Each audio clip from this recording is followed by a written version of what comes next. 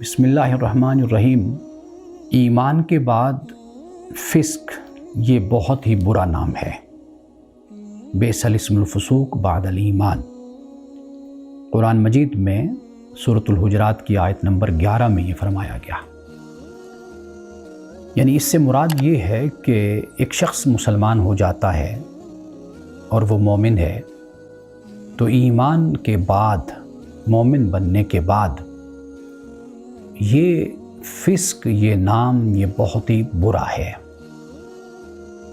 یہ ایسے ہی ہے کہ جیسے ہم یہ اردو زبان میں کہتے ہیں کہ بھئی آپ تو بہت ہی پڑھے لکھے انسان تھے یا انسان ہیں، تو آپ سے اس کی توقع نہیں تھی۔ یعنی اس کا مطلب یہ نہیں ہے کہ وہ گناہ، وہ غلط کام کوئی ان پڑھ کر لے تو ٹھیک ہے، پڑھا لکھا کرے تو وہ ٹھیک نہیں ہے، بلکہ اس سے مراد یہ ہے کہ ایک شخص کے جو ان پڑھ ہے، نہیں جانتا حلال حرام کو، صحیح اور غلط کو، اگر وہ کوئی غلط کام کر بیٹھتا ہے تو اس پر کوئی حیرانی نہیں ہے۔ حیرانی اس شخص پر ہوتی ہے کہ جو خود کو پڑھا لکھا کہے اور پھر غلط کام کرے، صحیح اور غلط کو سمجھتا ہو، حلال حرام کو جانتا ہو، حق اور باطل کو جانتا ہو، اس کے باوجود پھر غلط کام کرے، تو اس بات پہ حیرانی ہوتی ہے۔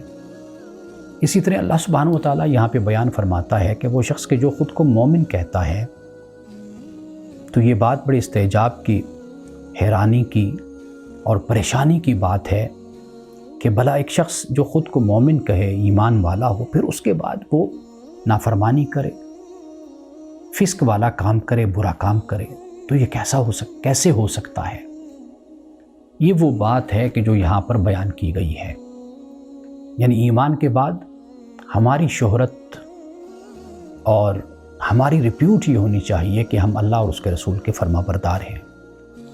ہماری زبان سے کوئی غلط بات نہیں نکلتی، ہم کوئی ایسی بات اپنی زبان سے نہیں نکالتے جو اللہ کے حکم کے خلاف ہو اور رسول اللہ صلی اللہ علیہ وسلم کی سیرت کے خلاف ہو۔ تو ایک شخص خود کو مومن کہے، ایمان والا کہے، اور پھر وہ فسق و فجور اور نافرمانی کے کام اور گناہ کے کام کرے، یا یہ گناہ اور یہ فسق کا لفظ اس کے لیے استعمال ہو۔